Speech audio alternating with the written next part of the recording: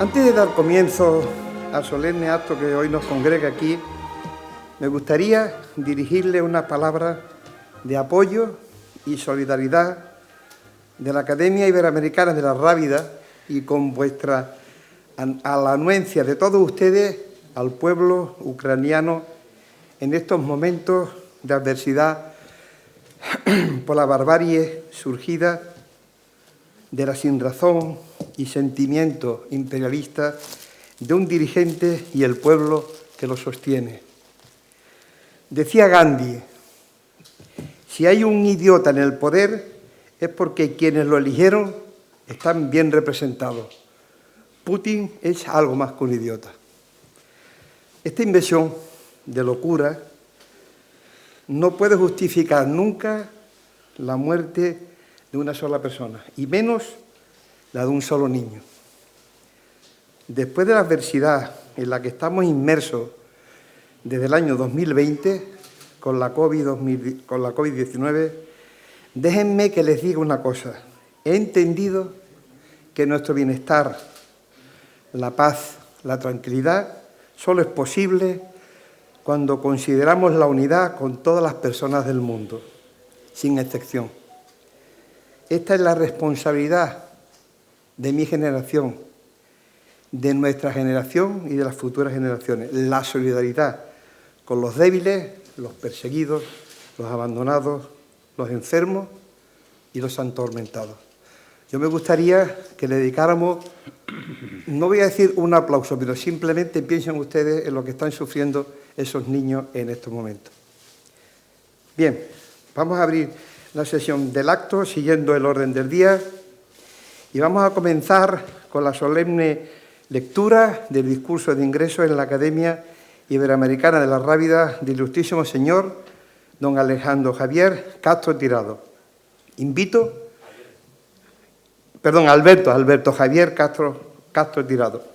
Invito a la ilustrísima señora académica doña Carmen Siria Santos y al ilustrísimo señor académico profesor doctor don Benito de la Morena Carretero acompañen al académico electo.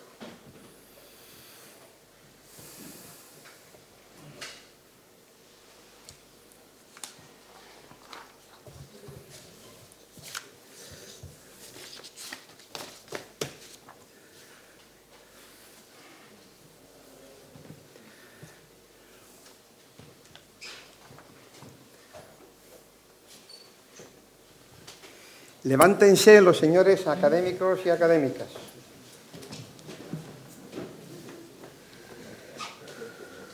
¿Se ratifica su ilustrísima en su deseo de ingresar en la Academia Iberoamericana de la Rábida?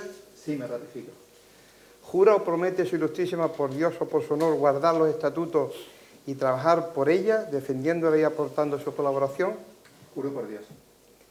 En nombre de la Academia Iberoamericana de la Rábida de Huelva, confirmamos vuestro nombramiento de académico correspondiente. Podéis utilizar sus atributos, ocupar su tribuna pública, procurando enaltecer esta corporación que hoy os acoge en su seno, contribuir con vuestra meritoria labor al esplendor y honra de la cultura de Huelva y su provincia, Andalucía, España, y difundir la memoria pluricultural de las naciones iberoamericanas, cooperar al desarrollo de una sociedad del conocimiento, bienestar y riqueza. En definitiva, conseguir una sociedad culta, innovadora, libre y desarrollada, cuyo estudio y fomento nos ha sido confiado. Acompañen al académico electo a la mesa para pronunciar su discurso. Excelentísimo señor presidente de la Academia Iberoamericana de la Rábida, ilustrísimos representantes del excelentísimo Ayuntamiento de Huelva, excelentísimas autoridades de la Universidad de Huelva, don Pedro Rodríguez, exalcalde de esta ciudad, director de la Fundación Caja Rural del Sur, ilustrísimos académicos de la Academia Iberoamericana de la Rábida, ilustrísimos académicos de la Academia de Letras, Artes y Ciencias, profesores de universidad, científicos y colegas del INTA. A todos, a amigos que también han venido, buenas tardes. Y también a aquellos que de la distancia pues, podrán ver este acto cuando sea difundido. como me consta que va a ser. En una época convulsa, en la que estamos saliendo de la pandemia, que lleva ya 2 años, y en la que una parte de mi corazón está triste porque un hermano está atacando a otro y están muriendo muchos inocentes, y es que yo hice mi tesis doctoral entre Dinamarca, Rusia y Ucrania, y tengo grandes amigos en los dos lados de estas naciones que ahora están pues, peleando. Que pare de una vez está sin razón. Eso creo que el sentimiento es unánime. Dicho esto, recibo este nombramiento como un gran honor, un grandísimo honor y una alegría para la otra parte de mi corazón, por pertenecer a este colectivo de personas de todo el espectro de la ciencia, de las artes, de las humanidades, en una tierra que supo desde siempre mantener los lazos con Iberoamérica. Vaya por delante mi agradecimiento al ilustrísimo académico y físico, como yo, el profesor Benito de la Morena Carretero, amigo de hace muchos años, que me abrió las puertas hace ya casi 25 años del INTA, en el Arenosillo, para instalar el primero de los observatorios robóticos, cuya red global estamos ya a punto de completar en una carrera contra Estados Unidos y Rusia, que ojalá, espero que ganemos este año. En eso estamos. Después hablaré de ello.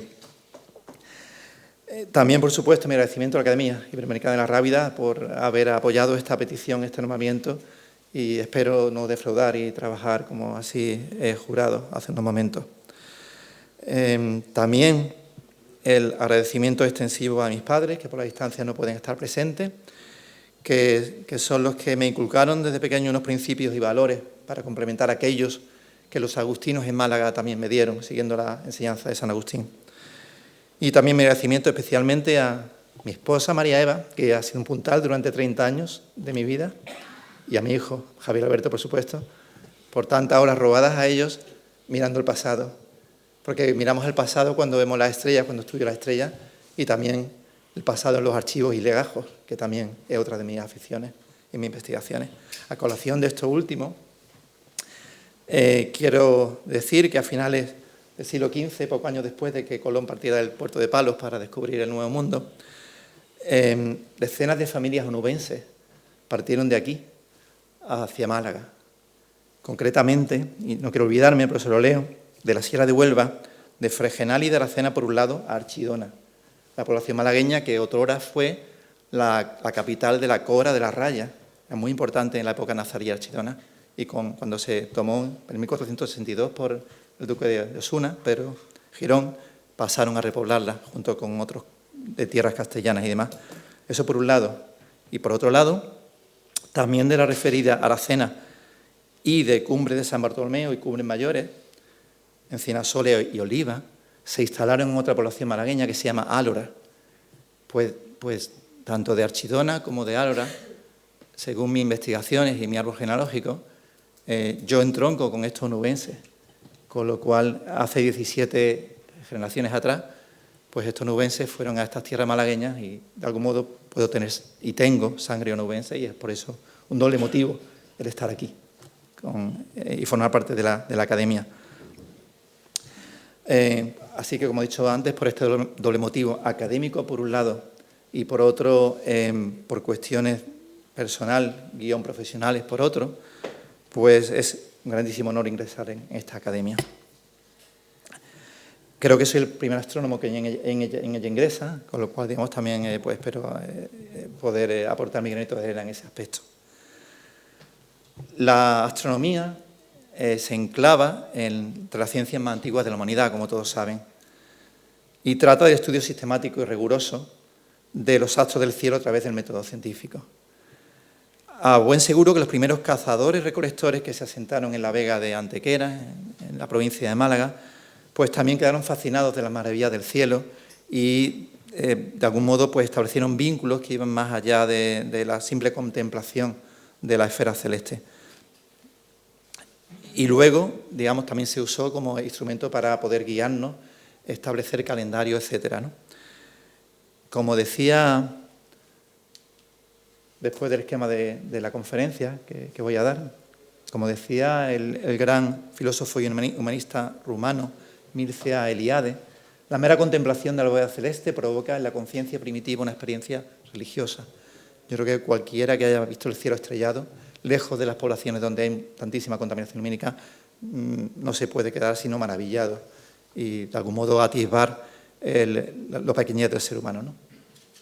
Bien, dicho esto, voy a pasar ya a hablar de las primeras manifestaciones prehistóricas en relación a la astronomía en Andalucía. Y quiero centrarme en Andalucía porque Andalucía es muy rica en este tipo de yacimientos prehistóricos. Las primeras manifestaciones aparecen en el periodo de transición entre el Neolítico y la Edad de Cobre, especialmente entre el 3400 y 1500 a.C., dilatándose hasta la cultura del bronce del Algar, cuando los sepulcros megalíticos, que se erigían con grandes piedras o megalitos, ya se edificaban con una cierta orientación, mirando hacia algún punto específico del horizonte astronómico.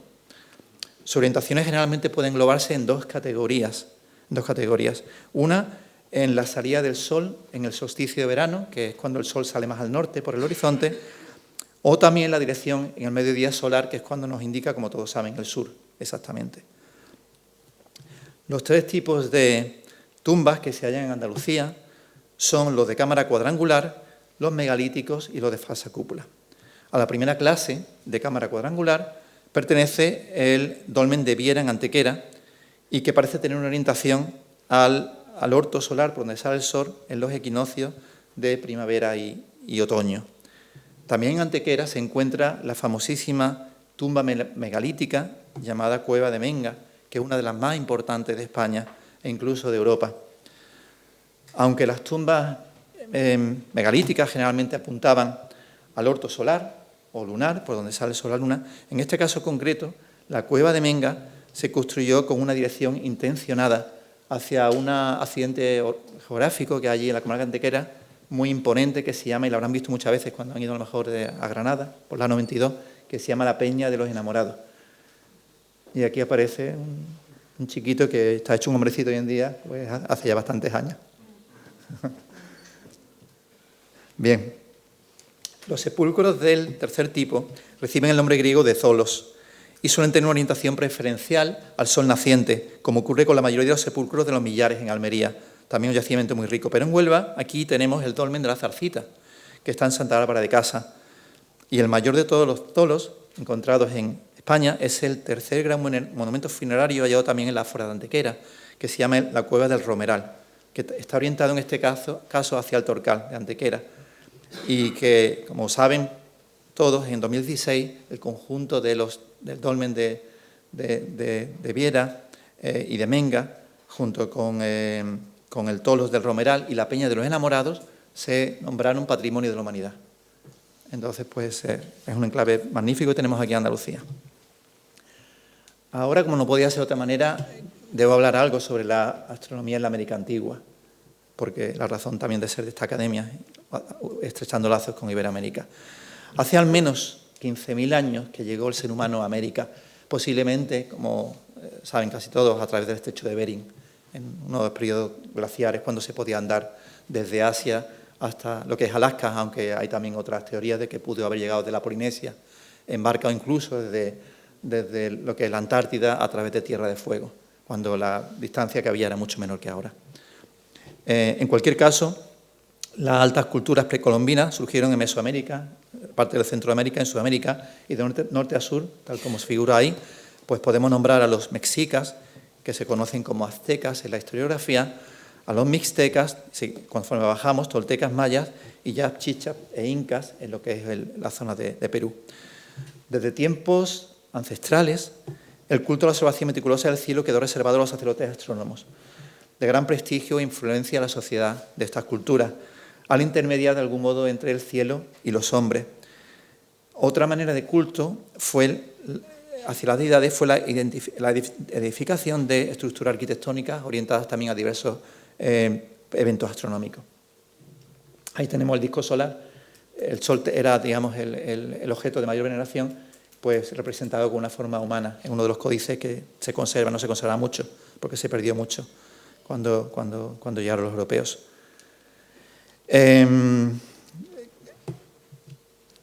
Mesoamérica, tras los inicios culturales hacia el 2000 a.C., los zapatecas, hacia el 500, desarrollaron un sistema calendárico, fue el primero.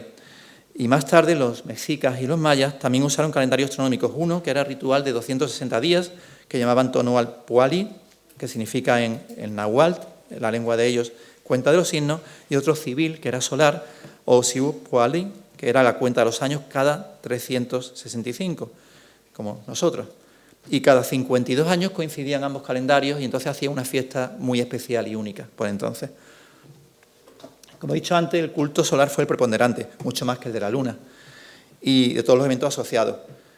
Aparte de haber registrado el eclipse de 1301, 24 años de establecer los mexicas su capital, Tenochtitlán, en lo que era una zona pantanosa y con lagos, con el nombre de Tenochtitlán, que hoy en día es donde se asienta la Ciudad de México, la capital de México, pues hacia el siglo XIV o XV, no está bien datado, pues establecieron una gigantesca piedra, que yo tuve la oportunidad de ver en el Museo Nacional de Antropología en México, que es lo que se llama la piedra del sol o del calendario azteca. Son 3,6 metros de diámetro, 1 metro de grosor, casi 24 toneladas, no se me ocurrió cogerla a peso, evidentemente, y representa uno de los dioses que ellos se relacionaban con el sol, que se llama Tonatiuh en su centro, y luego una serie de figuras y cuadrados, estos cuadrados que están rodeando, cada uno tiene su significado, eso se llaman glifos, son símbolos.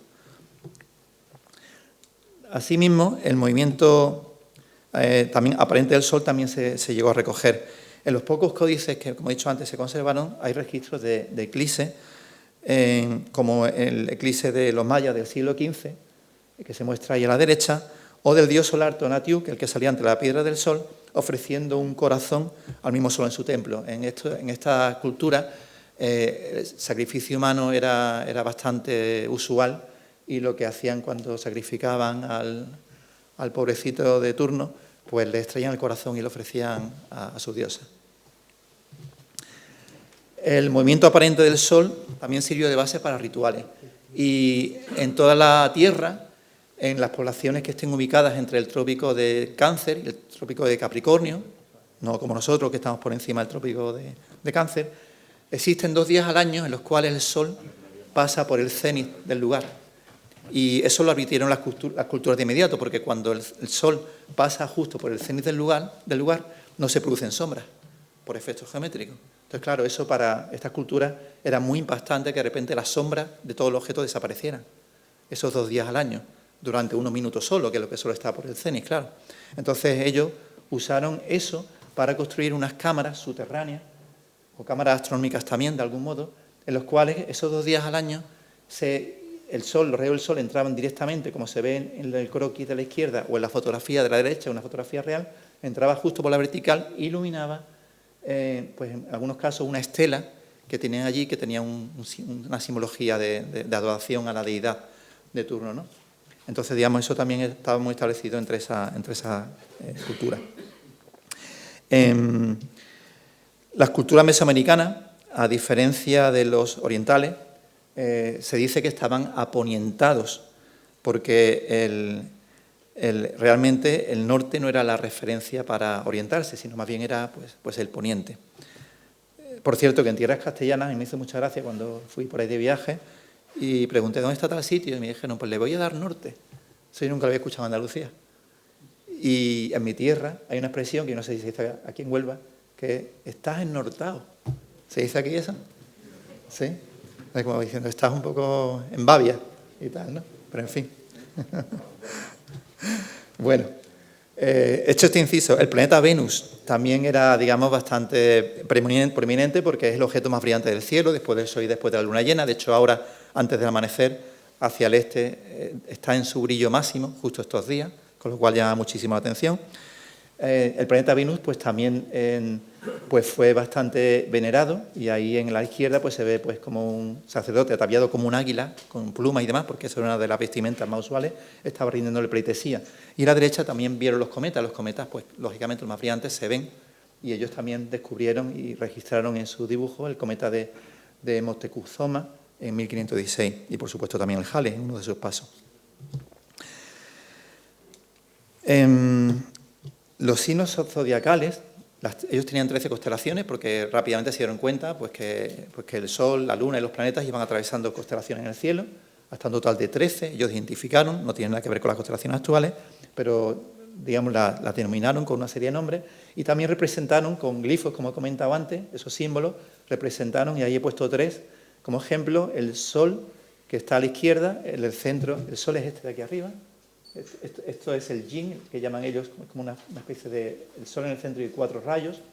Eso es el símbolo del yin, y aquí está el yin dentro de una cabeza, y eso es el símbolo del sol. De una forma o de otra está aquí. Esta es la luna, y la he puesto aquí porque está clarísima que está aquí en el centro, es esta de aquí. Aquí está la luna representada, y luego está el planeta Venus, ¿vale?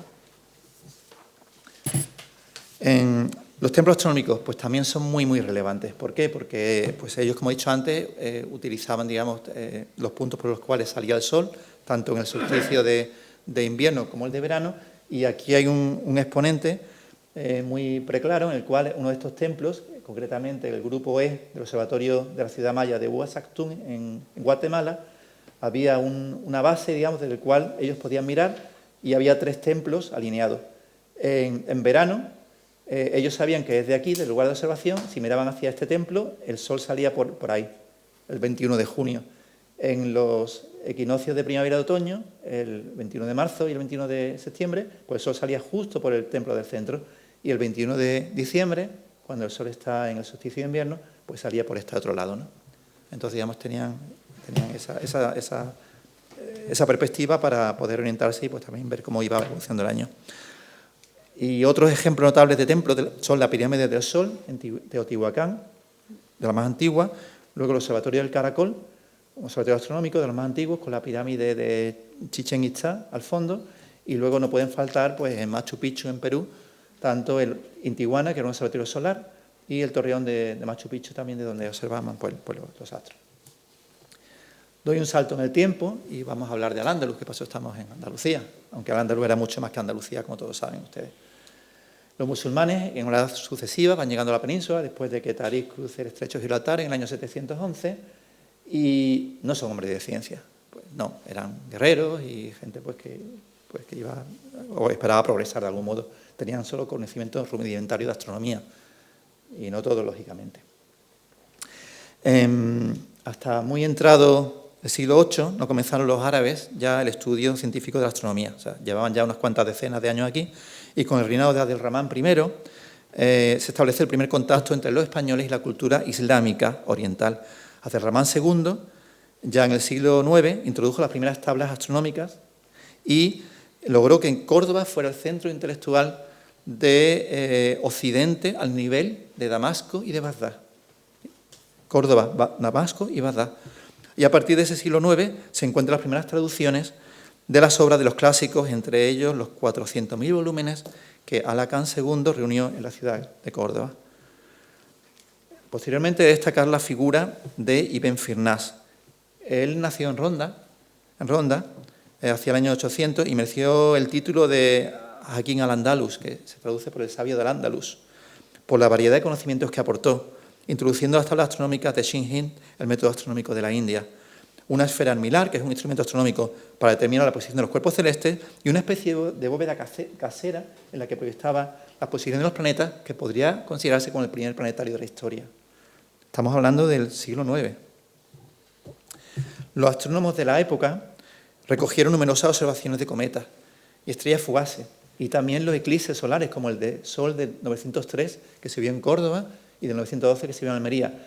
También la aparición de una gigantesca, enorme mancha solar, que se podía ver incluso a simple vista cuando el sol se ponía o salía, que es cuando solamente se podía mirar el sol, lógicamente, y la supernova del año 1006. La supernova es una estrella gigante, mucho mayor que el Sol, que al final de su vida, después de unos pocos millones de años solamente, no puede soportar el peso de las capas exteriores y colapsa, produciendo una eyección tremenda que hace que el brillo aumente millones de veces y se vea incluso a simple vista. Eso, la última que pasó en nuestra época fue hace 500 años, o sea que estamos esperando ahora mismo los astrónomos a ver la siguiente supernova de nuestra galaxia, pero ellos la vieron en el año 1006, y cuando hoy en día los astrónomos, 1000 años después, miramos al sitio donde ellos descubrieron la supernova, donde viene una estrella, incluso de día, lo que vemos es este objeto que está aquí, que no es otra cosa que la onda expansiva después de 1000 años de la supernova. Pero ellos vieron la estrella explotar. De suma importancia fue Gerberto de Aurillac, más conocido como el Papa Silvestre II. ¿Por qué? Porque él fue quien extendió la numeración árabe que había conocido por medio de los traductores de Santa María de Ripoll al resto de Europa. Durante el efímero reinado de su papado, solamente reinó 4 años este papa. También es importante la figura de Ibn Gabirol, que pasó gran parte de su vida en Málaga porque escribió una obra muy famosa que se llama el Keter Malkult, la corona real, y en ella aparecen alabanzas a su Dios, a su obra, y con inclusión de ideas astronómicas, cosmológicas y filosóficas. La cultura árabe española también adquirió todo su esplendor en el siglo XI y XII, es cuando aparecen una serie de instrumentos como los ecuatorios astronómicos, como el que aparece en la imagen, para también determinar algunas propiedades del objeto en el cielo y sobre todo la longitud de los planetas. El más conocido de esta época fue Azarquiel, que es considerado como el más insigne de los astrónomos árabes, y a él se le debe la mención de instrumentos astronómicos como ese que he puesto ahí, como ese ecuatorio.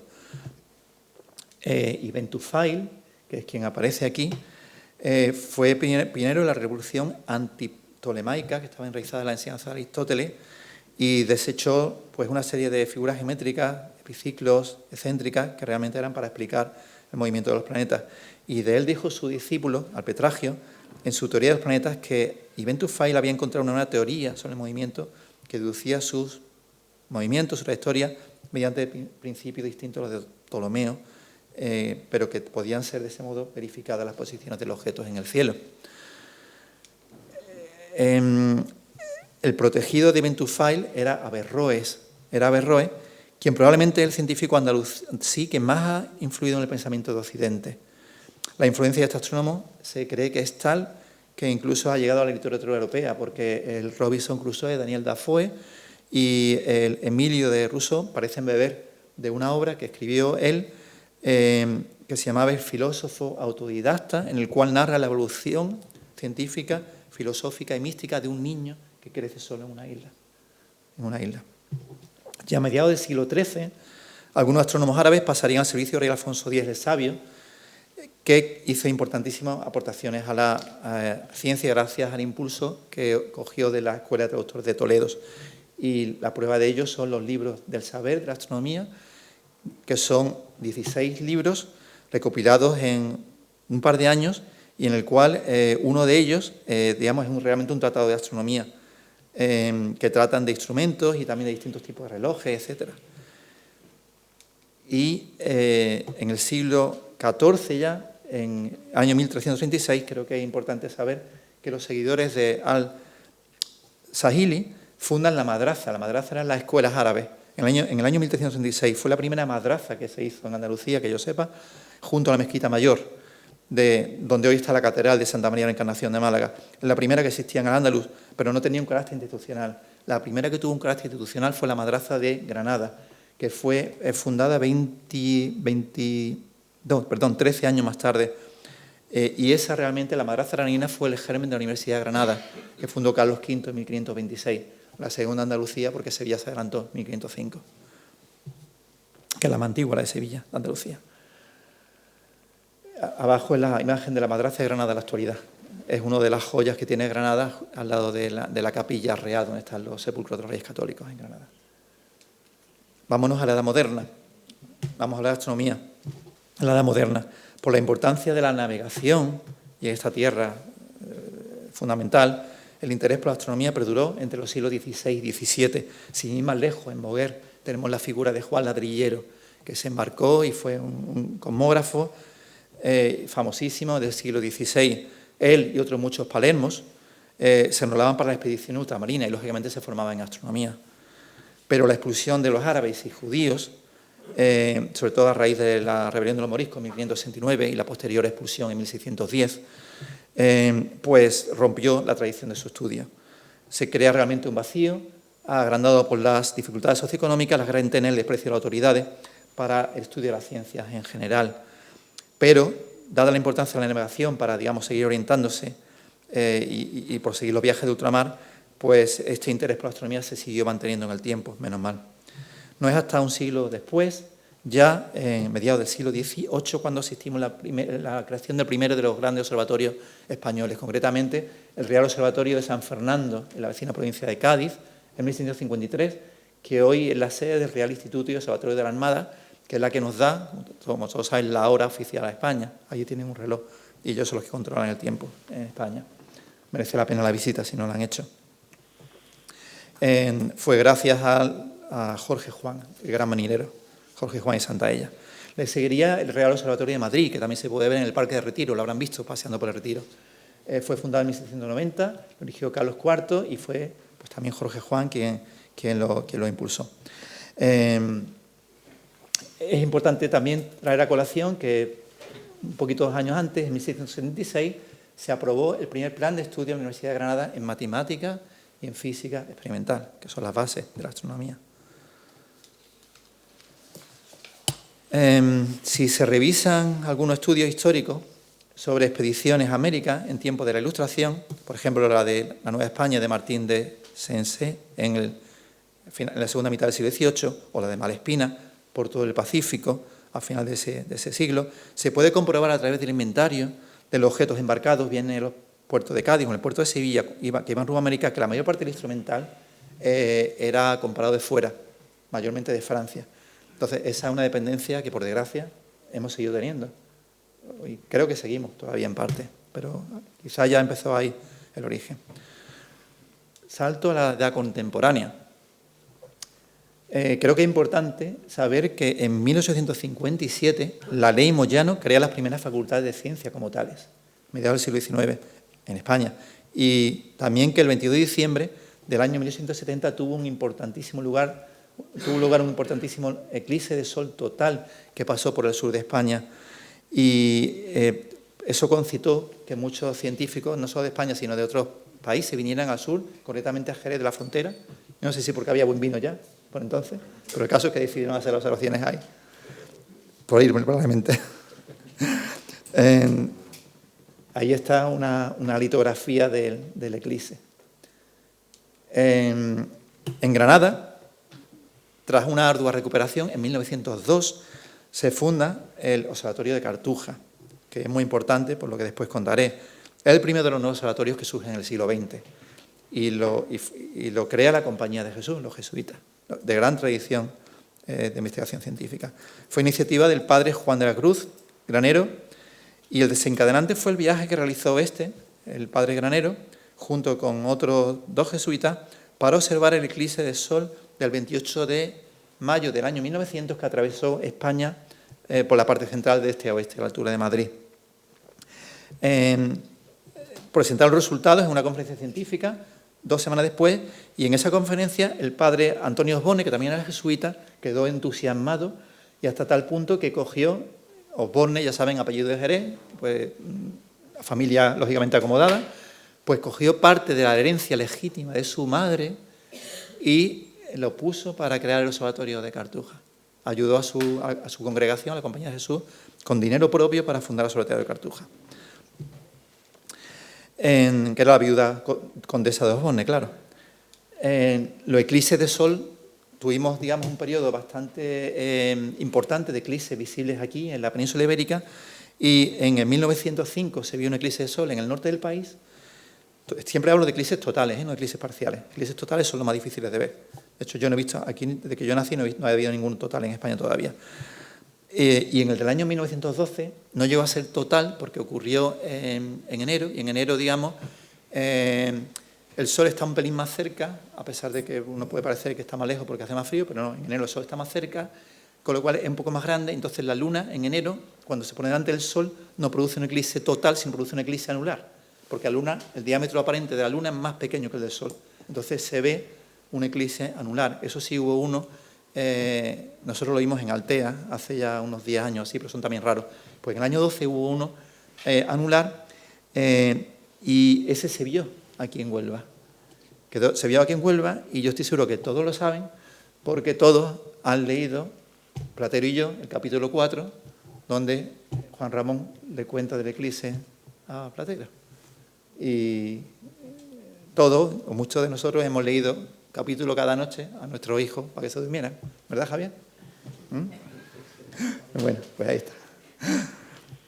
Bueno, dicho esto, Quiero aprovechar también para romper una lanza por otros religiosos que impulsaron la astronomía en nuestro país. Por supuesto, los jesuitas a la cabeza, pero también los agustinos. No sé si se nota que soy alumno agustino, ¿verdad? Bueno, pues descubrí hace poco, yo no lo conocía, a Ángel Rodríguez de Prada. Ángel Rodríguez de Prada, que nació en 1859, pues fue uno de estos científicos religiosos. En el monasterio del Escorial, que es donde está la sede de la provincia agustina mastritense hasta hace poco, Ángel Rodríguez de Praga se formó. Allí terminó la carrera eclesiástica y continuó con los estudios de ciencias físico-matemáticas, doctorándose por la Universidad Central de Madrid en 1892 en la especialidad de astronomía. Y era tal su figura que el Papa León XIII lo nombró director de la Specola Vaticana. La Specola Vaticana es el Observatorio del Vaticano, que ahí está pues un Papa mirando por el telescopio de la Specola. Sigue existiendo la Specola Vaticana, y Ángel Rodríguez de Prada fue director del Observatorio del Vaticano durante 7 años. Allí en Roma le dieron el título de teología y durante su labor hizo investigaciones tanto astronómicas como meteorológicas. Benito. Y fue muy conocido en la sociedad científica por sus teorías acerca de la previsión del tiempo. Estudios sobre presión atmosférica, eclipses, tablas, catálogos fotográficos y otros fenómenos meteorológicos. Vuelvo a Cartuja, a Granada, porque en las décadas posteriores empiezan también a estudiar el Sol, y ya en 1964 el padre Teodoro Vives, que también era jesuita, aunque luego se salió cuando fue a Brasil a estudiar y conoció a una brasileña, y pues las cosas que pasan, en fin. Yo lo conocí, al padre Vives lo conocí, pero ya como don Teodoro, no como padre, yo lo conocí como don Teodoro, pero vamos, en esa época todavía era jesuita, entonces él impulsó mucho y tiró mucho para poder establecer un observatorio astronómico en Sierra Nevada, porque Cartuja ya había sido engullida por la ciudad de Granada y lógicamente ya no era el sitio mejor. Entonces, como Granada tiene la sierra al lado, como saben, pues a 2000 y pico metros de altura encontraron un pico donde establecieron un pequeño telescopio, un observatorio que compañeros míos pues me cuentan todavía que las condiciones eran un poco paupérrimas cuando iban allí. Entonces me dijeron, ¿sabes por qué no hay astrónomas que trabajen ahí en observatorio? Digo, no, ¿por qué? Porque no hay luz ni hay baño. Y entonces, claro, pues cuando hay que ir al baño, pues hay que ir a la nieve. Ir al baño, pues abajo cero, pues no es lo mejor. Entonces, pues, pero vamos, al final luego Pilar, que luego hablaré de ella, estuvo allí. Pues dicho esto, se dirige el observatorio de Sierra Nevada en este enclave. Y posteriormente, 2 años después, la Universidad Jesuítica de Georgetown, en Washington, pues dona un telescopio. Y con lo cual, digamos, ya empieza a tomar un cariz y una instrumentación más seria al observatorio, y empiezan a unirse ya científicos venidos de otras partes de España, como los que están ahí abajo en la foto, ¿no? Quiero decir su nombre porque creo que es importante. José María Quintana, Ángel Rollán y Eduardo Bataner, que es catedrático emérito de Astrofísica en la Universidad de Granada. En el 71 se firma un convenio entre la Compañía de Jesús y la Universidad de Granada, por la cual la Universidad de Granada se hace cargo del observatorio, y entonces, en vez de llamarse Observatorio Astronómico de Cartuja, se llama Observatorio Universitario de Cartuja. Y eso atrae también a las 2 primeras mujeres astrofísicas andaluzas. Una es Pilar López de Coca, que es la que está arriba, malagueña de adopción, y la otra es, y yo creo que muchos la conocerán, es Mercedes Prieto Muñoz, que es de aquí de Huelva, que es profesora de la Universidad de La Laguna, y ha trabajado toda su vida después de Granada, directamente se fue a Canarias y ya se quedó en Canarias. Y vamos, ahí son las 2 bastante cercanas a mí, la verdad. Bien, dicho esto, ese fue el germen, el Observatorio de Cartuja, el Observatorio de Sierra Nevada, fue el germen del Instituto de Astrofísica de Andalucía, que es la institución a la que yo pertenezco. Entonces, en el año 75 se funda el Instituto de Astrofísica de Andalucía, y originariamente, cosas de la vida, con la sede provisional en La Madraza, que fundaron en el siglo XIV, los nazaríes, que luego fue el germen de la universidad, y luego ya se trasladan a su sede final, que está en el barrio del Zaidín. En paralelo, pues ahí tenemos ya no es la foto de padre, sino la foto de don Teodoro Vives, que por su alto nivel los alemanes le ofrecieron formarse en el Max Planck Institute for Astronomy en Alemania, y rápidamente lo nombraron codirector por parte española del observatorio, por entonces hispano-alemán de Carral Alto en Almería, que era y sigue siendo el mayor de Europa continental. Esta es la imagen del observatorio. Merece la pena una visita porque sobre todo el poder visitar pues cualquiera de estos telescopios merece la pena, y sobre todo el más grande de Europa es este que está ahí, que es el telescopio de 3,5 metros, con lo cual no sé si parece una persona, pero una persona pues puede ser la rayita que estoy dibujando con el puntero láser, ¿no? Fue inaugurado en 1984. Para entonces ya se había elegido la nueva ubicación del observatorio de Sierra Nevada, que es la que aparece en la foto de ahí abajo, que está a casi 3.000 metros de altura, y es, digamos, un sitio también privilegiado porque está por encima de la capa de inversión de nubes, que es lo que se ve ahí. Muchas veces está nublado en Granada, y si uno sube hasta el observatorio ve que las nubes quedan por debajo, con lo cual las observaciones del cielo pues son factibles.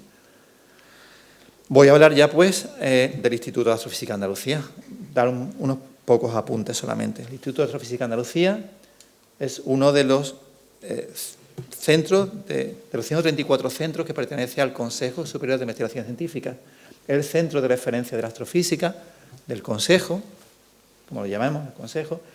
La sede principal está en Granada, que es ese edificio de ladrillo visto que se ve ahí, y este cohete que está ahí encima, doy fe que yo, no sé si decir la palabra robé, pero lo cogí del arenosillo, lo metí en el maletero y me lo traje porque me lo pidió un tal José Juan López Moreno, que era uno de los compañeros míos, que Benito lo conoce bien, que fue de los que participó lanzando cohetes de sondeo en el INTA, en el arenosillo, pues a finales de los 60, a principios de los 70 o así.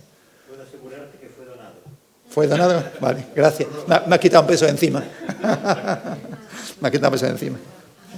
Vale. Bueno, pues dicho esto, el CSIC, el Instituto de Astrofísica de Andalucía, somos más de 200 personas las que trabajamos allí.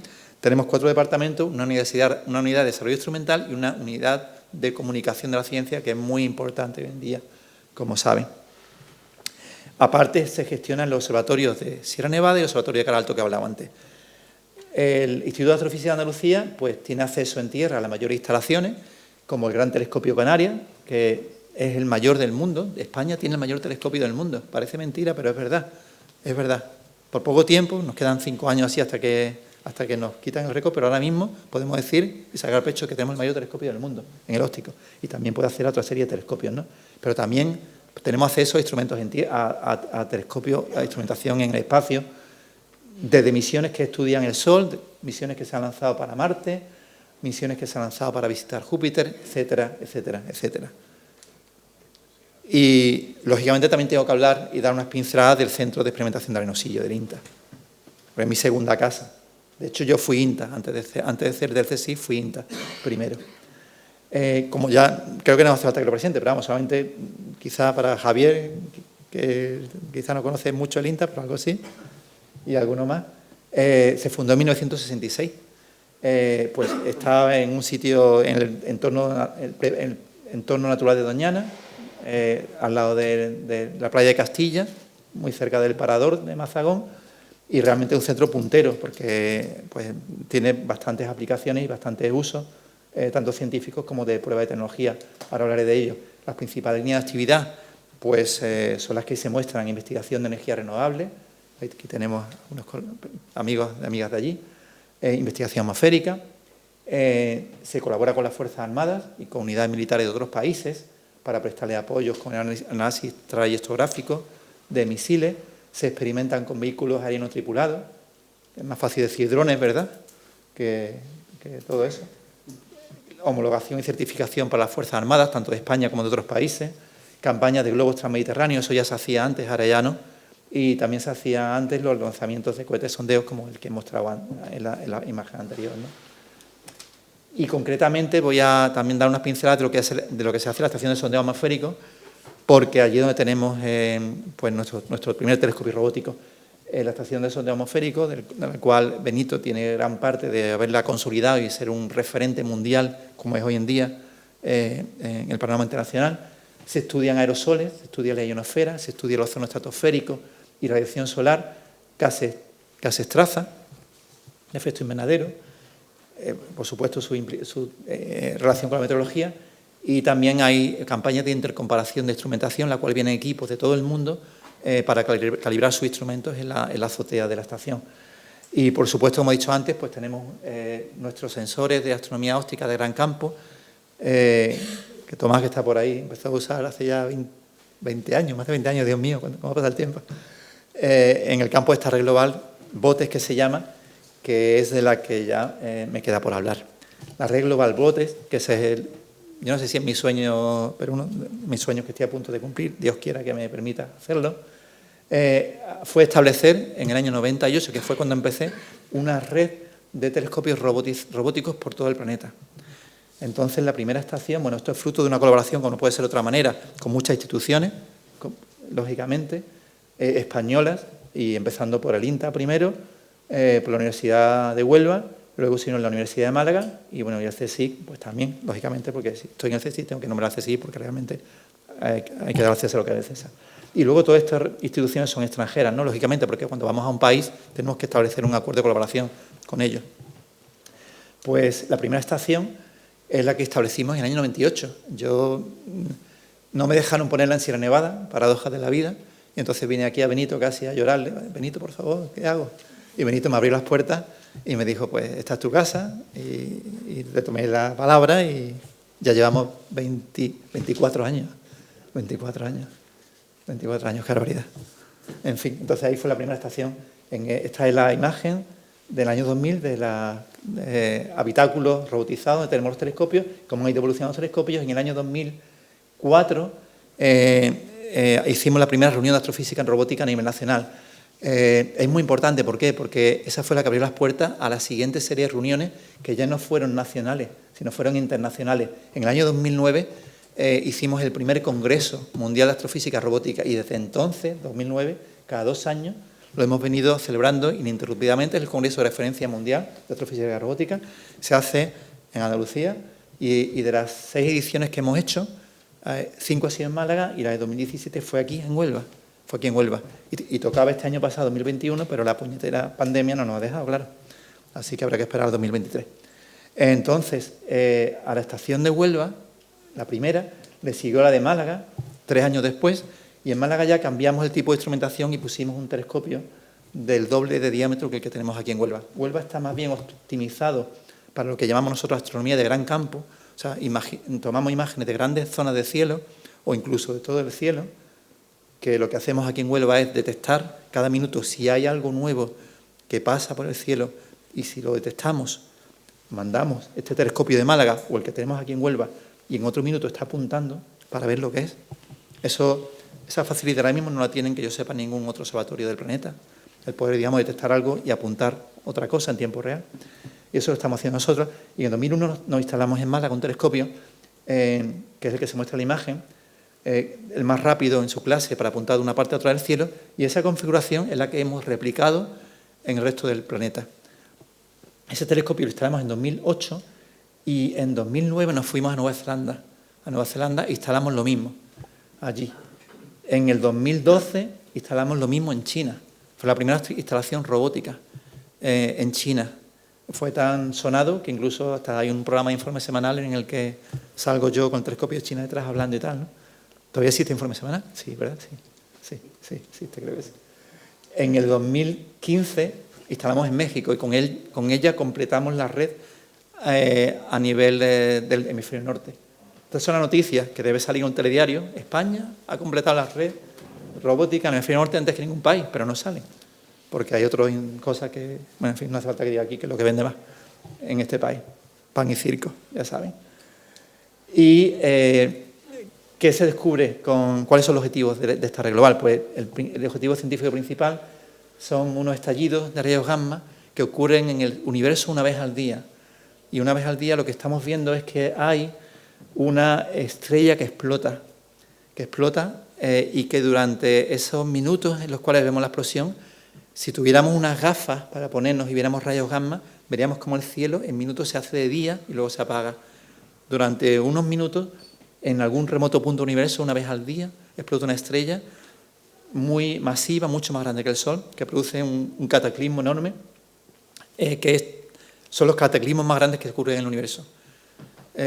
Por hacer un símil solamente, lo que ocurre una vez al día que detectamos desde Huelva, bueno, lo detectan los satélites científicos en rayos gamma, porque afortunadamente tenemos la atmósfera que nos protege, pero esa detección la mandan a Tierra en cuestión de segundos y los telescopios de Huelva apuntan, y los de otras partes de la red. Pues en esas explosiones es como si se liberaran algo así como un quintillón de bombas atómicas como la de Hiroshima en un espacio, en unos pocos kilómetros. O sea, digamos, es inimaginable la cantidad de energía que se libera cuando ocurre este fenómeno. Ese es el objetivo científico principal y que da lugar a publicaciones relevantes. Aparte hay otro objetivo, misiones, apoyo a misiones espaciales. Cuando hacen observaciones tenemos que observar desde Tierra nosotros. Detección de planetas extrasolares. Hay ya casi 5.000 planetas extrasolares en otras estrellas distintas al Sol. Hay ocultaciones de estrellas de fondo por cuerpo del sistema solar. Antes de llegar la sonda, una sonda a Plutón, pudimos caracterizar la atmósfera de Plutón nosotros de ese modo. Y luego también uno de los grandes resultados ha sido la detección de ondas gravitacionales, que una de nuestras cámaras de la red pudo registrar la imagen del cielo simultánea, la única, a la primera detección de ondas gravitacionales, cuyo equipo fue merecedor del Nobel de Física en el 2016, creo recordar. Y el último objetivo, y quiero mencionarlo aquí porque creo que es importante, es fomentar vocaciones. Hay un proyecto que se llama Science IS, Ciencia en Instituto de Enseñanza Secundaria, que es una estrecha colaboración entre el Consejo Superior de Ciencias Científicas, la Universidad Andaluza, la Consejería de Educación de la Junta de Andalucía y la Fundación Española para Ciencia de Andalucía y Tecnología. ¿Qué es lo que hacemos? Yo estoy involucrado en ese proyecto. En los centros de enseñanza que quieren participar, seleccionan a alumnos de cuarto de secundaria y de primer bachillerato que tengan inquietudes por investigación, puede ser de ciencias, del arte, o sea, hay proyectos desde astronomía hasta proyectos de investigación en archivos históricos, por ejemplo, y tal. Y entonces pierden 3 mañanas lectivas, las pierden, porque son las 3 sesiones, una en diciembre, otra en enero, otra en febrero, donde vienen a los centros de investigación y le planteamos un proyecto y nos ayudan a investigar. Por ejemplo, en mi caso, pues ellos han usado el telescopio de Huelva, lo han usado ellos, los alumnos desde su casa, en Málaga, en Granada y tal, para hacer observaciones y luego reportar los datos que han estudiado y que han incluso podido hacer algún tipo de modelo muy sencillito en un congreso interprovincial que hay en Andalucía en mayo. Ese congreso rota. Aquí en Huelva no sé todavía, ha sido en Sevilla, ha sido en Jaén, ha sido en Málaga, aquí en Huelva todavía no, que yo sepa. Entonces está muy bien porque los grupos son a lo mejor de 20 o 30 niños y está prohibido que sean todos del mismo colegio, con lo cual a lo mejor pues se hace a nivel provincial primero, pues entonces en el caso de Málaga pues son de la capital, de Marbella, no sé qué, entonces al final integraciones entre ellos, chicos y chicas de distintos centros, de distintas localidades, y al final trabajan en equipo, que es como realmente trabajamos hoy en día los científicos, colaboramos y tal y cual, entonces se inician a la investigación y muchos de ellos ahí, digamos, afloran su verdadera vocación y ya tenemos a alumnos de la primera jornada que acaban de terminar la carrera y ellos están ya instruyendo a los alumnos que están empezando ahora. Entonces ya hemos conseguido cerrar el ciclo. Es muy bonito y creo que es una de las misiones que yo creo que debemos también ser capaces de potenciar desde la academia. Y quiero terminar con unas pinceladas del futuro.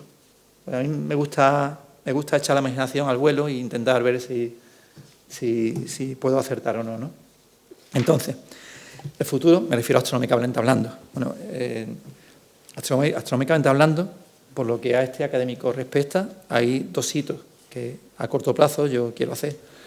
Uno es completar la red Global Bote, que empecé en Huelva hace 24 años, con las 2 estaciones que me quedan. La de Sudáfrica, que la pandemia nos hizo que mandáramos los instrumentos a Sudáfrica en 2020, fuéramos a terminar la instalación en noviembre del año pasado y nos pilló el Omicron y tuvo que venirse mi equipo de prisa corriendo, con lo cual iremos otra vez en mayo, espero que termine ahora, y Bote 7 Chile. Y la de Chile, de algún modo, va a ser la última, el que va a estrechar y reforzar nuestros lazos con Iberoamérica. Porque cuando instalamos una instalación, lo que ofrecemos es que al país donde instalamos el telescopio puedan acceder a toda la red de telescopios nuestra. Entonces, de algún modo, también le abrimos las puertas a ellos. Entonces, eso es muy bonito y me alegro mucho de ser miembro de esta ilustre academia porque puedo también, digamos, reforzar lazos concretamente con Chile. Y, por otro lado, segundo hito, que en algo que me he embarcado que puede parecer una locura, pero que espero que salga bien, es el instalar en Andalucía el mayor planetario, no de España, sino de la Unión Europea, con 27 metros de diámetro. Es un proyecto de iniciativa privada que el alcalde de Málaga, Francisco de la Torre, llevaba en su programa. Se sacó un concurso para eso y unos locos nos hemos presentado. Entonces, pues ganamos el concurso y en la época que nos ha tocado no es la mejor para encontrar financiación privada, porque es un proyecto de unos cuantos millones de euros, pero bueno, estamos creo que en la buena dirección y esperemos que poder completarlo. Eso a corto plazo. A medio plazo, por lo aquí sentados, yo espero que tengamos salud para ver los eclipses solares de 2026, de 2027, de 2028, en particular de 2027. ¿Por qué? Porque el 2027, el 2 de agosto, será un eclipse total de sol que se verá en lo que es el sur de la península. Desde aquí, desde Huelva, veremos el sol a lo mejor oculto en un 90%, pero merece la pena cogerse e irnos a Algeciras o a Jerez con el buen vino, otra vez, como hacían los de otros, o cogernos un barquito, los que tengan el barquito por aquí en Mazagón o donde sea, y adentrarse un poco en el Golfo y buscar la totalidad, porque los eclipses de sol totales son los espectáculos, aunque duran 3 o 4 minutos solo, la fase de totalidad, son los espectáculos más impresionantes que uno puede ver desde el punto de vista físico en la Tierra. Yo intenté ver uno en Finlandia en el año 90 y como en Finlandia ya se sabe, pues está nublado. Entonces pues se vio el sol ocultándose, la luna delante y al final la totalidad había nubes, pero sí sentí lo que es la caída brusca de temperatura, el silencio sepulcral de los pájaros y de los animales cuando ocurre el eclipse, y aunque estaba nublado sí vi la sombra de la luna barriendo todo el horizonte. Entonces realmente solo tengo esos 2 o 3 minutos los tengo grabados y si Dios quiere yo espero no perderme el 2027. El de 2028 pasará por Huelva, pero ¿por qué no es tan interesante? Porque es anular, también será una preciosidad, pero no es lo mismo anular que total. Pero bueno, entonces hay 3 y tendremos esa suerte. Y no ha habido eclipses totales en España desde el del año 1905. Entonces realmente esto es una oportunidad única en la vida, entonces cuidémonos. Y voy a echar un poco más de imaginación. Para 2050 tenemos que haber puesto el pie en Marte y más tarde explorar el resto del sistema solar y como digo ahí, pues la Costa de la Luz tiene que competir con Marte ya como destino turístico. Pero bueno, has visto, Sixto, que España, lo estás viendo ahí, ¿no? Por eso tenemos ahí, está claro, el Toro de Osborne va a seguir puesto. Bueno, en el siglo XXV, ¿qué va a pasar? Pues que ya habremos enviado las primeras expediciones a estrellas cercanas al Sol, en las que a finales del siglo XX se descubrieron los planetas extrasolares del tamaño de Júpiter y a los que a mediados del siglo XXI se descubrieron, porque se descubrirán, los planetas tipo terrestres. Entonces, pues habrá naves como la de Star Trek, el Enterprise, yendo hacia allí. Y antes del siglo 30 ya habremos detectado los primeros indicios de vida en otros planetas, porque la vida es un fenómeno que se produce en el universo, no somos los únicos. La única vida no está en la Tierra, eso está claro. Hay miles de millones de galaxias, incluso 1 billón de galaxias que prueban el cosmos, y no cabe duda de que los científicos andaluces, que a buen seguro pues, estarán en primera línea, pues serán capaces de producir unos resultados muy importantísimos en este gran universo que queda aún por descubrir. Entonces, yo ya solo quiero decir que confiemos también que de manera paralela tengamos un poco una conciencia global de que los 7.000 y pico millones de personas que viajamos en esta gigantesca nave espacial, que es la Tierra, porque es como una gigantesca nave espacial, en la que realmente cuando se ve desde el espacio no hay frontera, esa conciencia, digamos, global, que por desgracia, pues ahora mismo un señor no tiene, y por eso está atacando a otro pueblo, pero bueno, cuando se ve la Tierra de fuera, se ve ese planeta azul tan bello, que es más bello de los que hay, que no hay frontera. Entonces, cuando se tiene esa conciencia de que estamos todos embarcados en esa nave gigantesca que va siguiendo al Sol alrededor de nuestra galaxia, es cuando realmente podríamos evitarse muchas cosas. Entonces, pues en fin, yo espero que esa conciencia la tengamos todos. Y termino con una estrofa entrañable para mí, de un fandango, como no puede ser de otra manera, del genial alornero, Paco Toronja, como no, que decía, y me encantaría cantar el fandango, pero ya creo que hasta ahí no llego. Soy amigo de la noche, a mí no me conoce el sol, la noche es amiga mía, porque la noche es amor y oculta la hipocresía. Muchas gracias.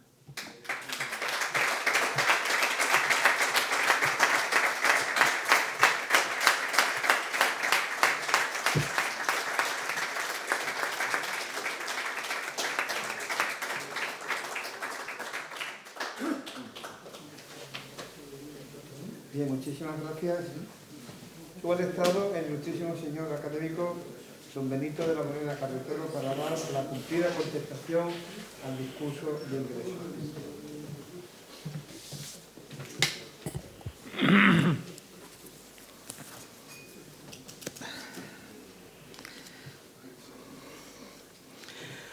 Buenas tardes.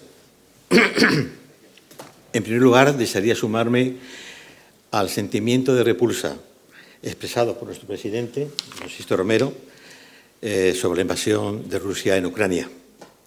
En segundo lugar, mi agradecimiento a todos ustedes por su presencia en este acto en honor de nuestro querido Alberto. Permítanme que comience indicando que una reciente teoría afirma que un sistema computacional oculto bajo las leyes naturales rige el funcionamiento del universo. El nuevo paradigma, además de modificar el concepto de fenómeno físico, también tiene implicaciones para las matemáticas y las ciencias cognitivas.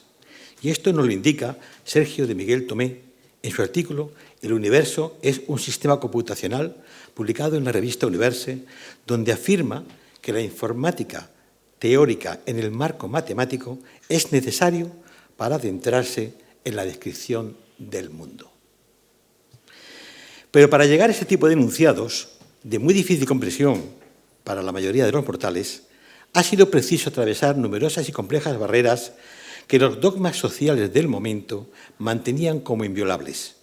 Grandes concepciones que poco a poco han sido consagradas por la ciencia moderna, como puede ser la esfericidad de la Tierra, los mecanismos de los eclipses, el heliocentrismo, y así, tales de Mileto, Pitágoras, Anaságoras, Heródoto, Hipócrates, Sócrates, Platón, Aristóteles, Euclides, Aristarco, todos ellos científicos jónicos y griegos del área mediterránea, o bien Zoroastro en Persia, Confucio y Teosén en China, o Buda en la India, entre otros, empezaron a entender el universo como un bien ordenado y armónico, un mundo capaz de ser entendido por un ser humano en el que las leyes de la naturaleza universal podían deducirse de la lógica del pensamiento.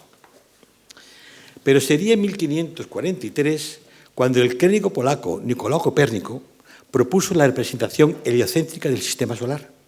El la que el Sol era el verdadero centro de los movimientos planetarios. Para Copérnico, la Tierra ya no estaba en el centro del universo, era el tercer planeta del Sol y además giraba sobre sí mismo, cambiando de esa manera una representación que durante siglos había constituido una de las bases del pensamiento. Unas décadas después, Kepler, erudito en teología, griego, latín, música y matemáticas, que cursó los estudios de sacerdote, un brillante pensador y más lúcido escritor, describió las actuales leyes del movimiento planetario. O el brillante Isaac Newton, años después, quien con sus leyes sobre la propagación de la luz y sobre la gravitación universal constituyó la mecánica newtoniana, teoría clásica que rigió la ciencia física durante los 2 siglos siguientes, hasta que la promulgación de la teoría general de la relatividad de Albert Einstein, ya en principios del siglo XX, y cuya versión relativista del universo ha generado la base de las nuevas hipótesis en las que se apoyan las teorías y modelos cosmológicos actuales. ¿Quiénes somos?, se preguntaba Carl Sagan en su libro Cosmos, publicado ya en 1980.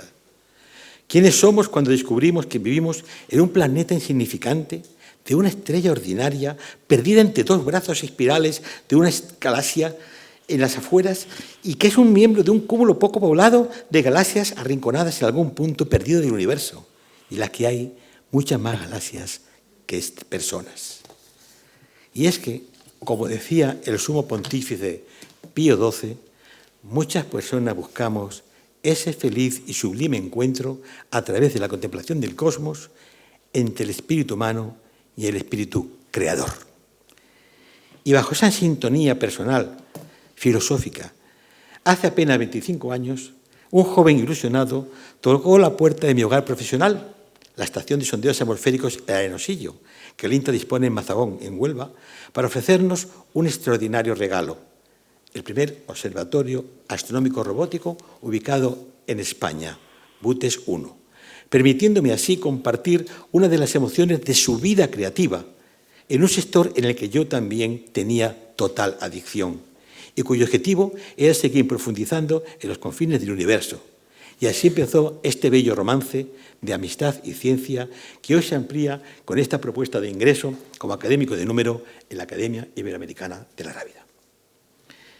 Presentar al candidato es de obligado cumplimiento y en este caso un verdadero placer, créanme, que asumo desde el respeto a su persona, la admiración por su calidad científica y el gran cariño que le profeso. Alberto nace en Málaga en el año 1966. Estudió en los Agustinos desde su primera etapa formativa hasta su acceso a la universidad, licenciándose en Ciencias Físicas por la Universidad de Granada en el año 89.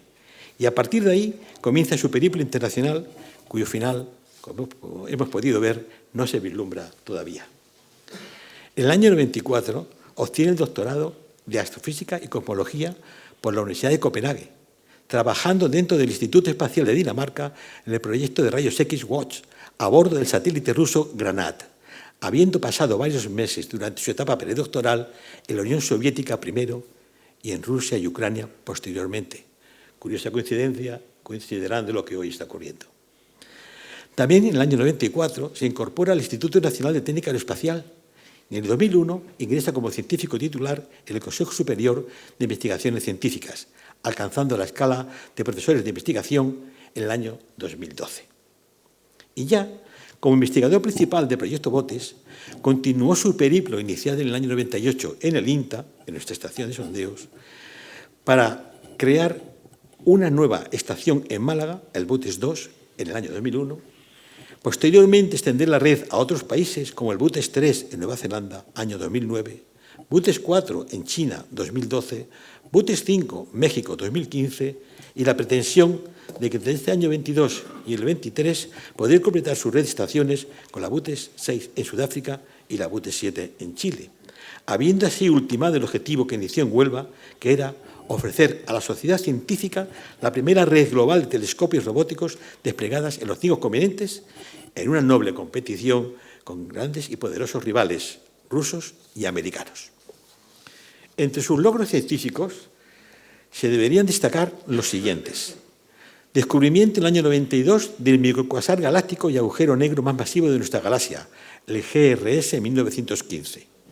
Descubrimiento en el año 99 de la explosión cósmica de rayos gamma que marcaba el nacimiento de un nuevo agujero negro en el universo y la confirmación de la existencia de emisión colimada en forma de chorro. Descubrimiento en el año 2007 de una nueva estrella de neutrones de nuestra galaxia en una fase de transición entre los magnetares y las estrellas de neutrones aisladas y viejas. Ser inventor o coinventor de 3 importantes patentes entre los años 2005 y 2015 y haber participado en el año 2017 junto con otros científicos en la detección de la primera contrapartida electromagnética asociada a una señal de ondas gravitacionales. Se da por supuesta su participación en numerosos artículos como primer autor y en revistas científicos de alto índice de impacto, citemos por ejemplo Nature y Science, sin menosvalorar con ello sus más de 300 aportaciones en actas de congresos, capítulos de libros, publicaciones en el ámbito de la divulgación, revistas, periódicos, organización de congresos y seminarios, numerosas tesinas, trabajos de curso y 10 tesis doctorales. Pero si debiera destacar algo más de su currículum, yo seleccionaría una característica personal de nuestro querido candidato, que es su creatividad, la claridad de ideas que le ha permitido desarrollar su propia investigación, y digo su propia investigación, y liderarla a un nivel mundial en un sector tan complejo y vocacional como es indagar en el universo, lo cual le mereció ser galardonado con el primer premio de jóvenes científicos por la 19ª European Fields Contest para jóvenes científicos y inventores en el año 87 y por la EUR Descartes Prize en el año 2002 por su proyecto de investigación titulado Resolviendo el enigma del estallido de rayos gamma, las explosiones más grandes del universo. Y en cuanto a membresías de asociaciones profesionales, desearía indicar que es miembro de la Sociedad Malagueña de Astronomía desde el año 80 y de la Unión Astronómica Nacional desde el año 2003, así como de la Sociedad Española de Astronomía y de la Real Sociedad Española de Física, entre otros méritos que han contribuido a algo muy tópico, pero poco conseguido, ser profeta en su tierra, con el nombramiento de académico de número por la Academia de Málaga de Ciencias en el año 2015. Actualmente, Alberto Castro Tirado continúa realizando sus investigaciones en el Instituto Astrofísico de Andalucía y también en la Universidad de Málaga, al abrigo de la unidad asociada del CSIC, y es profesor del Máster FISMAT de la Universidad de Granada desde el año 2008. Es una persona, yo diría, que incombustible, y su carácter agradable le depara numerosos amigos, pero me consta que lo más preciado para él es su familia. Y debo recurrir al consabido eslogan de que detrás de un gran hombre hay una gran mujer y un gran hijo, los cuales realmente han perdido mucho tiempo de que él no les haya podido atender. Eso es algo que muchos conocemos. Y estoy seguro que Eva y Javier compartirán con él este nuevo galardón que desde Huelva se le quiere ofrecer, como es ser académico de número de nuestra Academia Iberoamericana de la Rábida. Desde Manga, América Antigua y el Andalus, a los confines del universo, 6.000 años observando las estrellas, ha sido el título de su conferencia de ingreso. Y yo deseo pensar que su corazón anida la respuesta que nos ofrece San Mateo en el versículo 18:3 de sus evangelios. A menos de volver a admitir con sencillez de corazón la fe en la creación aprendida en vuestra niñez, os será enteramente imposible entender de manera racional todo el mecanismo de los cielos. Complejas, muy complejas teorías y pensamientos, tal vez propias de un nuevo estadio de la mente humana que busca en las matemáticas y la física el origen de un universo hasta ahora ocupado ese espacio por la filosofía. Gracias, querido Alberto, por ayudarnos a entenderlo con tu excelente disertación. Muchas gracias.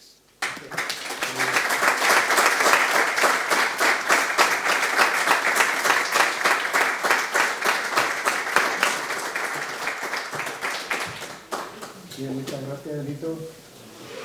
A continuación tiene la palabra el ilustrísimo señor secretario de la Academia Iberoamericana de la Rábida, profesor don Manuel Sánchez Tello, para leer el acta de nombramiento. Muy querido amigo. En el día de hoy, 2 de marzo de 2022, una vez pronunciado su discurso de ingreso desde Menga, América Antigua y a Andalus a los confines del universo, 6.000 años observando las estrellas, en el Salón de Actos de la Fundación Caja Rural del Sur del Centro Cultural José Luis García Palacios, quedará incorporado a la Academia Iberoamericana de la Rábida como académico correspondiente, decisión ya tomada por unanimidad por la Junta General celebrada el día 25 de marzo del mes de marzo del año 2021 a propuesta de los ilustrísimos señores académicos don Benito de la Morena Carretero, don José María Ramón Muñoz y don Manuel Sánchez Tello. Como secretario, me place transmitir en nombre de la Academia Iberoamericana de la Rábida nuestra más cálida enhorabuena al ilustrísimo señor don Alberto Javier Castro Tirado. Una vez.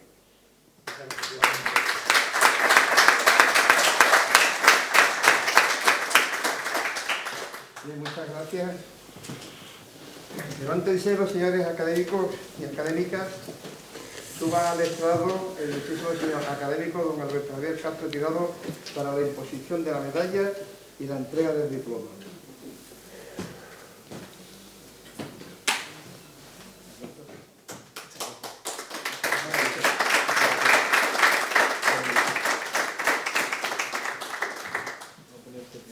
No puedo.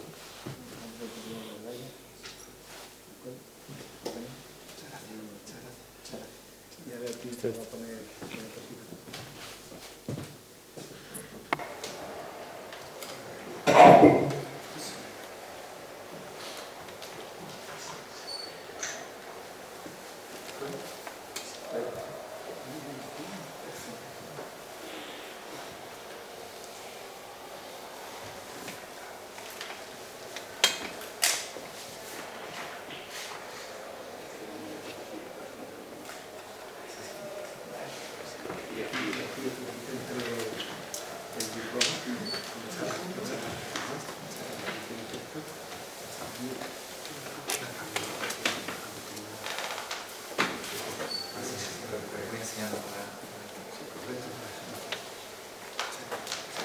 con un compañero. Muchas gracias.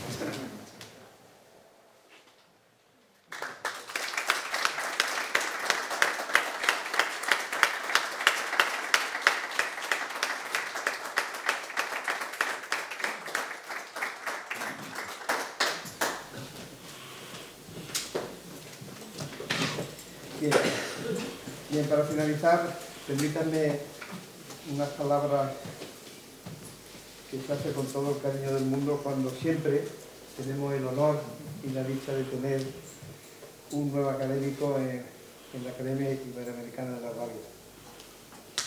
Ilustrísimos señores vicepresidentes y secretarios de la Academia Iberoamericana de la Radio, ilustrísimos académicos de número y electos, o sea, tengo que decir que en la sala hay varios académicos electos de hace unos meses, por lo cual la nómina de académicos aumenta en calidad y en cantidad también. Excelentísimo señor presidente de la Academia de Ciencias, Letras de Huelva, director de la Escuela Superior de Ingeniería, director de investigación, señor director de la Fundación Caja Rural, que siempre nos acoge con muchísimo cariño, y hay que decir que el apoyo, no solamente moral, sino también económico, es importante hacia nuestra academia. Señor teniente alcalde de la ciudad de Huelva, transmita nuestro agradecimiento al señor alcalde su presencia, a nuestro querido exalcalde, don Pedro Rodrigo, que viene con frecuencia a nuestras actividades, exdelegado del gobierno también, Enrique Pérez Higuera, que también viene a nuestras actividades, concejales. También tenemos aquí la suerte de tener a otros académicos, por ejemplo, de la Academia Andaluza de la Historia. Y un tema importante es la presencia del personal del INTA. Yo tengo que decir que yo también he hecho mis pinitos en el INTA, aunque algunos de los que están aquí no me conocen, pero hace ya unos años, con don Benito de la Morena, hicimos un trabajo sobre la ionosfera. Entonces, yo soy matemático y entonces, en aquel momento, trabajé en un tema muy interesante sobre las series temporales en los datos recogidos de la ionosfera, con lo cual el INTA para nosotros y para mí en personal también ha sido una institución que ha colaborado en mi grupo de investigación, con lo cual para mí personalmente es un honor el contar con un académico como, como Alberto Javier, que hoy ha tenido, digamos, la deferencia de venir desde Málaga para hacer la lectura de inglés. Eso no es fácil, venir desde Málaga siendo académico correspondiente para dar un discurso, lo cual para mí es... Quiero transmitirte el agradecimiento de todos los académicos. Algunas palabritas me gustaría añadir, puesto que hay que aprovechar esta ocasión para hablar de lo que uno siente, y sobre todo cuando hay nuevos académicos que se van a incorporar a una tarea a nuestra corporación para intentar hacer lo mejor posible en cuanto al tema de los objetivos fundamentales de nuestra academia, que es la divulgación científica. El tema de la divulgación científica es una de las cuestiones tan importantes. Ha hecho mención ahí a los niños de secundaria que trabajan. Nosotros, aquí tenemos a uno de los académicos electos, que no sé si está en la sala, que ha sido vicerrector de investigación y ha trabajado mucho sobre la cultura científica. Y eso es un tema importante. La noche de los investigadores es una de las cuestiones que deben de motivar fundamentalmente la proyección y el amor hacia la ciencia.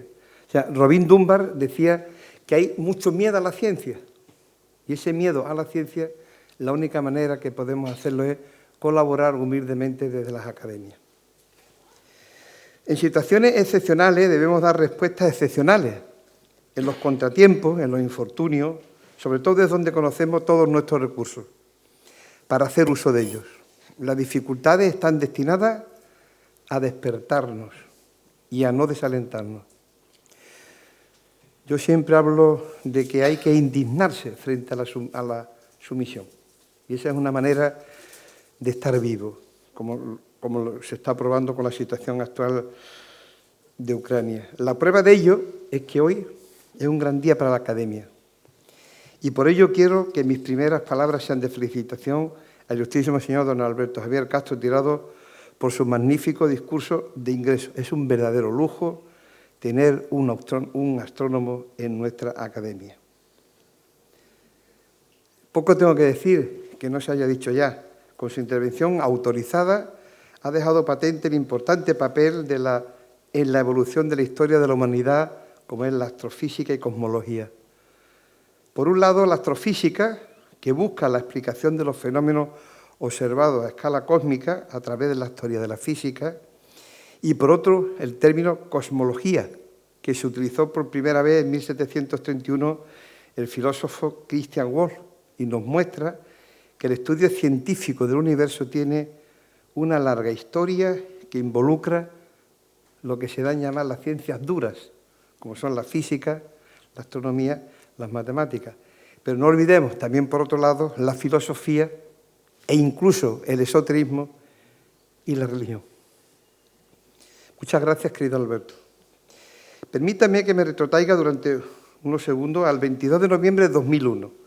Tuve el honor, lo mismo que ha hecho hoy Benito de la Morena, hacer la laudatio de su discurso de ingreso titulado Reflexiones sobre cosmología y humanismo. Y además lo hicimos en un marco incomparable, como es la Ermita de la Soledad de Huelva, que tanto es querida en nuestra ciudad, que, como sabéis, fue construida en las afueras de la ciudad bajo la vocación del apóstol Santiago en torno al siglo XV, y que hoy queda ubicada prácticamente en el centro de la ciudad. En aquel momento resaltaba nuestro académico que debido al colapso gravitatorio las temperaturas internas de las jóvenes galaxias se hicieron muy elevadas. Se había iniciado la evolución cósmica de un cosmos desarrollado a partir de una densa concentración de materia hasta llegar a la distribución actual, cuyos límites no solo no se conocen, sino que es tema de debate en la actualidad al determinar si es finito o infinito. Infinito, un concepto que en matemática es harto complejo. Un universo que continúa expandiéndose en cientos de millones de kilómetros en cada segundo y del que se sabe que lo pueblan cientos de miles de millones de cúmulos galácticos que podrían contener cada uno de más de 1 billón de estrellas. Esto nos da la muestra, como lo hemos podido comprobar, un evidente ejemplo de la gloriosa inmensidad de la creación. También hoy, de nuevo, 21 años después, quiero felicitarte, Benito, por la laudatio al discurso de ingreso como académico correspondiente de nuestro flamante académico Alberto Javier. El 11 de febrero, y ya voy terminando, de 2022, hemos cumplido 11 años como academia formalmente constituida, aunque el 2020 se cumplía 25 años del nacimiento de la Comisión Gestora de la Academia Iberoamericana de la Rábida, inicialmente denominada Academia de Buenas Letras, Bellas Artes y Ciencias, y nacía con un claro propósito de desarrollar sus actividades teniendo en cuenta sus vínculos iberoamericanos. La situación actual se ha puesto hoy de manifiesto, enormemente compleja, ha hecho que el espíritu humano crezca a través del conflicto. No debemos perder conciencia de que la adversidad forma parte de nuestra vida. Tropezaremos con ella de vez en cuando o incluso muchas veces. Cuando eso sucede, lo más importante no es la experiencia que vivimos, sino cómo la vivimos y lo que hacemos con ella. En nombre de la Academia Iberoamericana de la Rábida, no tememos al fracaso, porque este nos da la oportunidad de emprender nuevas ideas, pero con más imaginación. Las oportunidades no son producto de la casualidad, más bien son el resultado del trabajo cotidiano. Se puede comenzar un proyecto con valentía, pero para terminarlo hace falta tesón y firmeza. Recurro a una frase de don Antonio Machado. En cuestión de cultura y de saber, solo se pierde lo que se guarda, solo se gana lo que se da. Por eso, nuestra academia hoy se siente orgullosa de tener ya en pleno derecho a partir de hoy entre sus miembros, insisto de nuevo, al ilustrísimo señor don Alberto Javier Castro Tirado. Felicitaciones, Alejandro.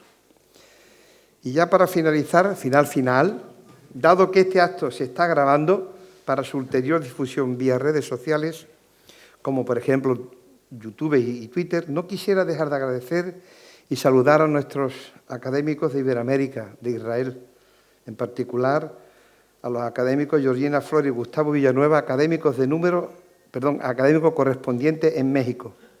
También a la gran cantidad de amigos y amigas que con seguridad descargarán el evento, dejando patente que la transformación digital de la sociedad debe situar con mayor facilidad a la cultura, y lo he dicho muchísimas veces, Manolo lo ha escuchado, nuestro teniente alcalde, la cultura tiene que ser el centro de debate social. De esta manera fortaleceríamos sus expresiones y hacer partícipe a todos los ciudadanos de su riqueza. La cultura no es solo bagaje, patrimonio del pasado, sino un sistema que se recrea constantemente vivo y dinámico. Dicen que de bien nacido es ser agradecido. Si sobre ser bien nacido soy además bien tratado, querido director, la acción de gracias es aún más oportuna y necesaria. Por ello, en nombre de la institución que me honra presidir, quiero agradecer al presidente de la Caja Rural del Sur, excelentísimo señor don José Luis García Palacio, al que quiero justificar su ausencia hoy, a la Fundación Caja Rural del Sur, a la Consejería de Transferencia Económica, Industria, Conocimiento y Universidades. No es fácil organizar un evento en tiempos difíciles y ordenar esa mente martillada constantemente por la situación sanitaria actual. Pero a pesar de ello, hoy estamos aquí, nos hemos congregado aquí, porque es verdaderamente digno, justo, equitativo y saludable daros las gracias a todos. Porque todos los que aquí estáis esta noche, esta tarde-noche, lo estáis superando las lindes de un obligado compromiso, ya sea por pura devoción, por afecto o por amistad. No siendo pues vuestra presencia obligación, sino gracia, merece por mi parte y en el nombre de la Academia un justo reconocimiento. Muchísimas gracias por la atención. Se levanta la sesión.